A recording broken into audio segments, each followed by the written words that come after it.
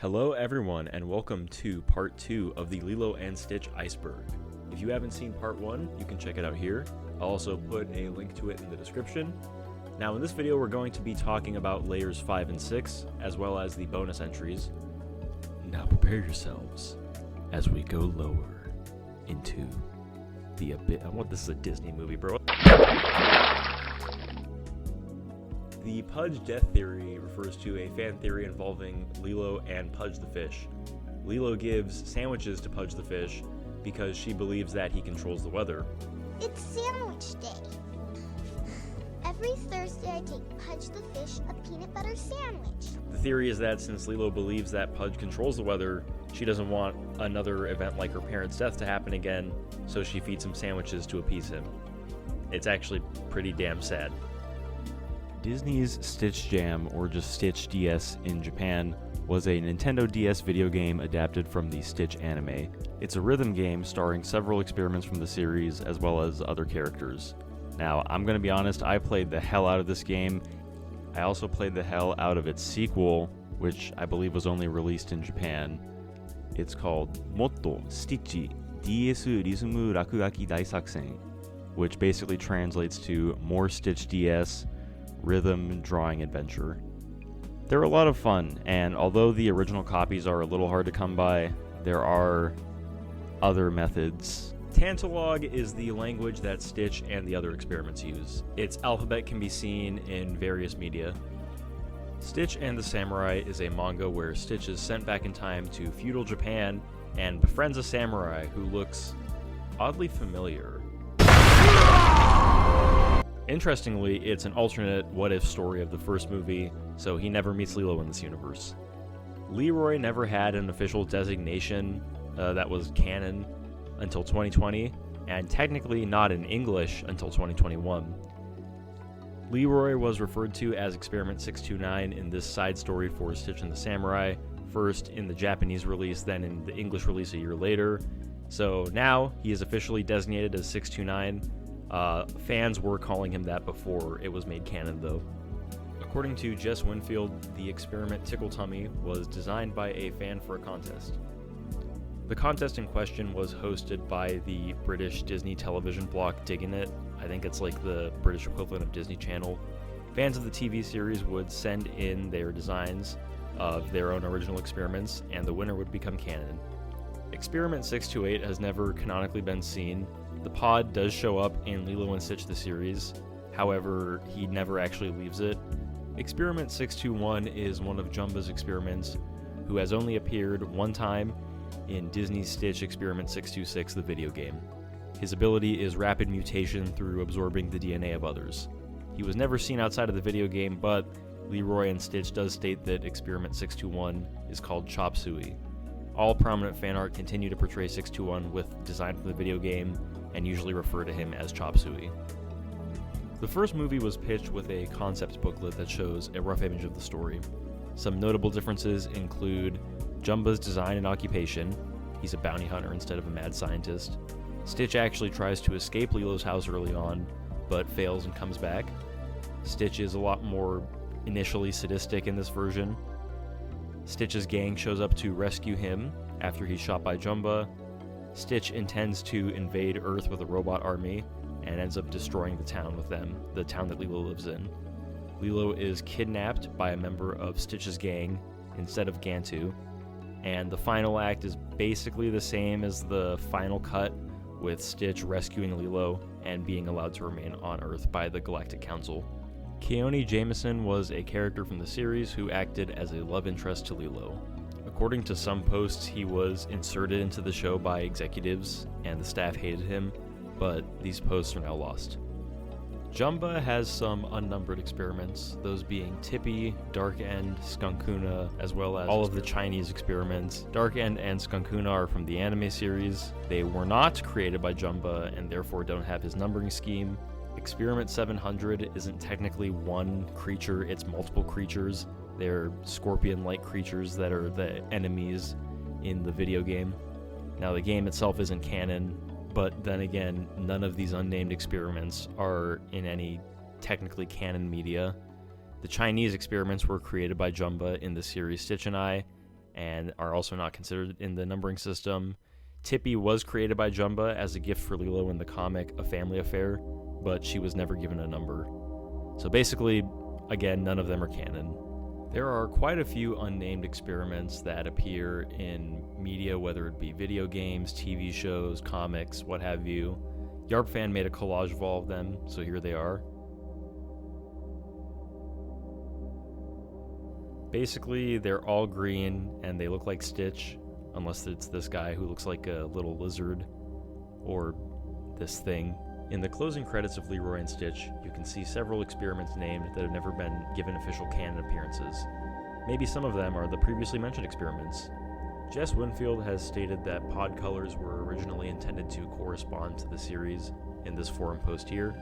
Basically, if it was in like the 100 series, the 200 series, 300 series, etc., the colors were supposed to match up, but apparently they lost track of it during the rush of the first season production. That's going to be it for the 5th layer. Now on to the 6th one. The Carmen apparition refers to this shot from Leroy and Stitch. Now Carmen usually looks like this, but in some shots she's weirdly deformed and elongated. It's never been confirmed if she was just drawn this way for some reason or if it's to depict some kind of specific power she has. It was never shown in the original series though. In the end credits of Leroy and Stitch, Experiment 272 is called Mamph instead of Wormhole. Now you can see Wormhole is actually listed in the credits, and he does appear in Stitch the anime, but he's called Experiment 272 for some reason. Now in the Stitch anime, Tickle Tummy's number is 275. Tickle Tummy does not appear in the end credits of Leroy and Stitch. You know, I'm honestly surprised the fandom hasn't made like a Graggle Simpson of Mamph. He's probably one of these guys. A lot of behind-the-scenes details about the series have been given by Jess Winfield, who worked on Lilo and Stitch the series, Stitch the movie, and Leroy and Stitch. A good chunk of these entries are information that he gave himself via posts on TV Tome. Unfortunately, a lot of these posts are lost media and cannot be archived, but I will post what I can find in the links in the description. I'm also going to leave a link to the Google Doc that YARPFan wrote up as well that has a lot of the information that Jess gave. Ginny Hawes was an artist that worked on Lilo and Stitch the series. She had a website where she would post concept art of the series. Unfortunately, the website is now some sort of Indonesian gambling scam, and I can't see the old posts with the Wayback Machine, but apparently some of her concept art got turned into the unnamed experiments mentioned earlier. It always leads back to these guys for some reason. Ramthar was a member of Stitch's gang when he was envisioned as a gang member.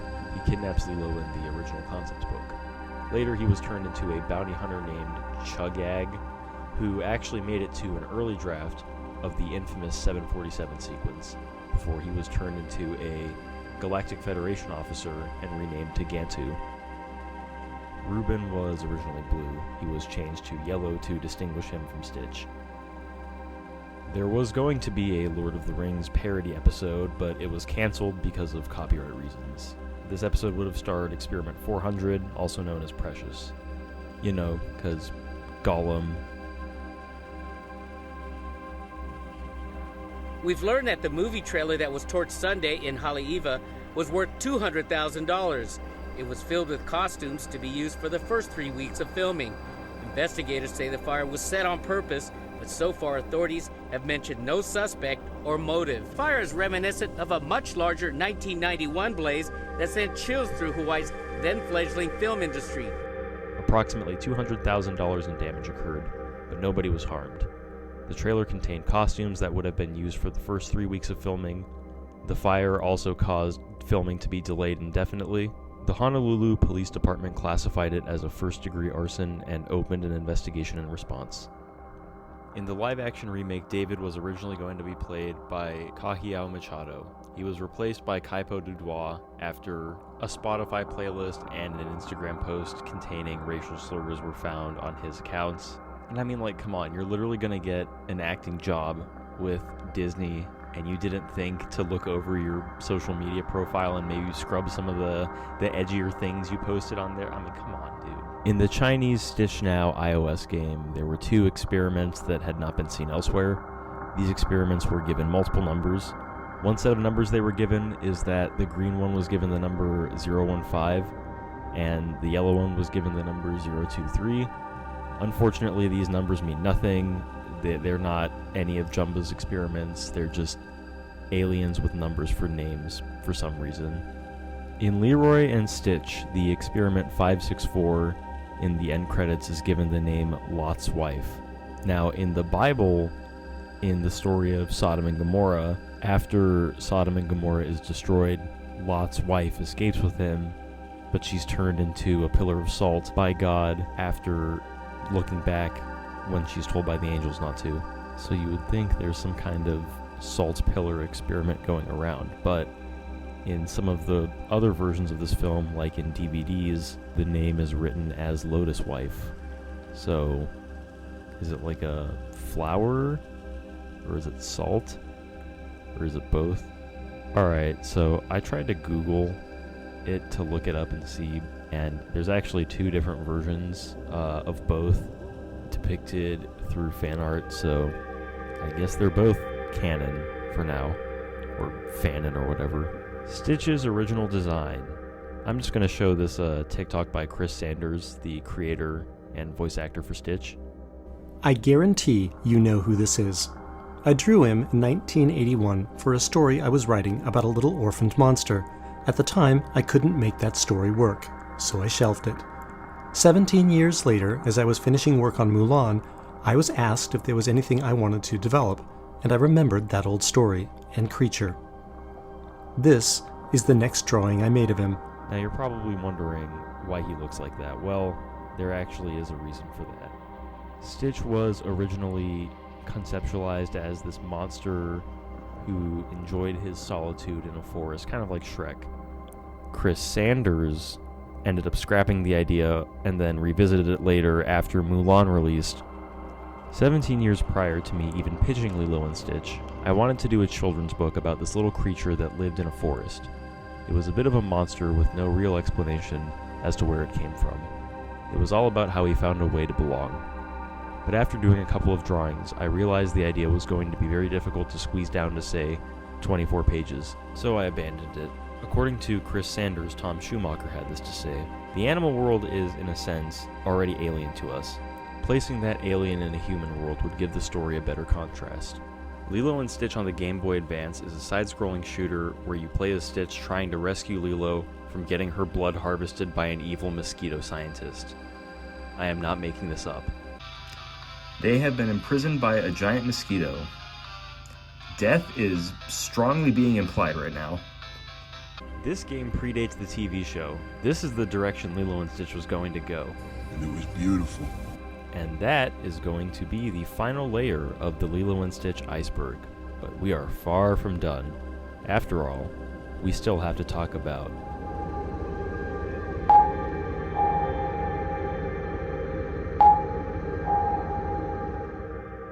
for this next section, this is basically just going to be bonus entries that Yarp Fan didn't put in the initial iceberg. They did make an updated one including them. They're all written on the Google Doc as well, but I decided to just put all of the bonus entries at the end of this video to kind of help with structuring. Cyber, also known as Experiment 000, was created for Stitch the anime. He looks like Stitch, but he's a cyborg and he has black fur. His name is officially Zero. Cyber is just a fan nickname that was given to him for years. He was the first experiment that Jumba ever created and was so destructive that he was left on an asteroid. Experiment 052, also known as Coco, has the ability to turn anything into chocolate. He only has one canon appearance in the comic Party Crashers. He was confirmed as canon by Jess Winfield, and Leroy and Stitch gives him the number 052. 347 and 531 are in the Comic Zone series. They are the only experiments out of the mystery experiments in that comic series that are identified by number. Leroy and Stitch states that 347 is named Slobber and 531 is named Hissy. Some experiments have been numbered in an inconsistent manner. Finder was given the number 458 in his debut episode, but his number is 158. Bonnie and Clyde were given the numbers 349 and 350 in their debut episodes, but their actual numbers in canon are 149 and 150. There's a whole bunch of these happening, and it's basically summed up to just the rush of the season being created they couldn't write down everything. There were going to be some continuity errors. And, like, let's be honest, it's Lilo and Stitch, man. You can just sum it up to Jumba not having organized notes or something, and that kind of explains it away. This is Master Love, host of the planet's funniest animals. And this is Stitch. They're hosting Animal Planet's Out of This World special, the galaxy's funniest animals, with sneak peeks from Disney's new movie, Lilo and Stitch. That's what Matt is supposed to be telling you, but with Stitch around, he can't stop laughing. Laugh yourself silly with Matt, Stitch, and the galaxy's funniest animals. Thursday at 8. Only on Animal Planet. The Galaxy's Funniest Animals is a lost episode of Animal Planet's The Planet's Funniest Animals, done in a partnership with Disney to promote Lilo and Stitch's release in 2002. It was hosted by Matt Gallant, and it showed several clips from Lilo and Stitch. However, again, it's lost media and currently has not been found. We do have this one trailer for it, though. The Earth Senate refers to the Grand Councilwoman's determined best course of action against Stitch landing on Earth in the first film. We have projected his landing at 3 hours, 42 minutes. Oh, we have to gas the planet. Yeah. I stand firm against the alien, the mutant, the heretic. There was a viral Tumblr critique of Lilo and Stitch that was very controversial. Basically, the original poster says that Lilo is a brat who was never actually punished for her behavior at all, and that Nani is a horrible caretaker.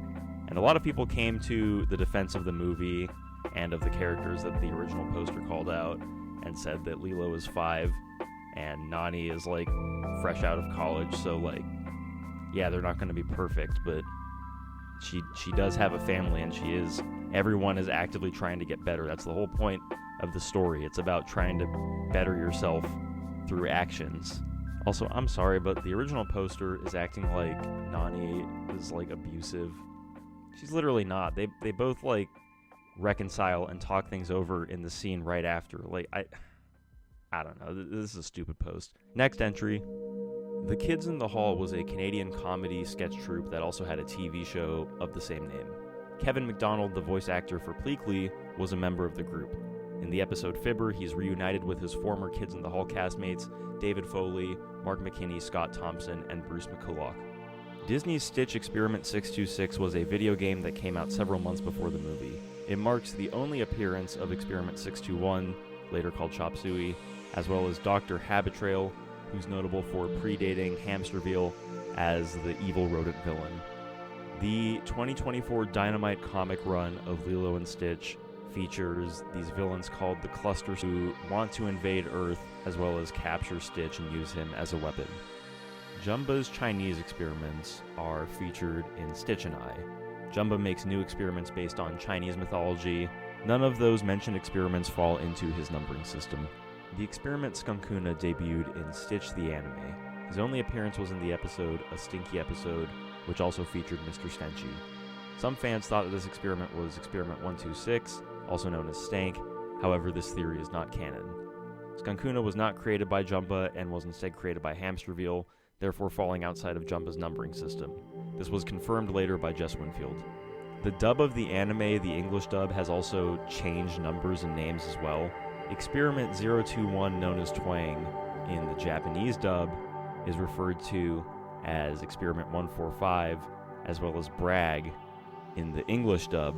Many people in the fandom feel that Stitch the Anime as well as Stitch and I are not canon to the original series. This is a common viewpoint in the fandom, given how they both seemingly contradict and oppose all of the previously built-up character dynamics between Lilo and Stitch.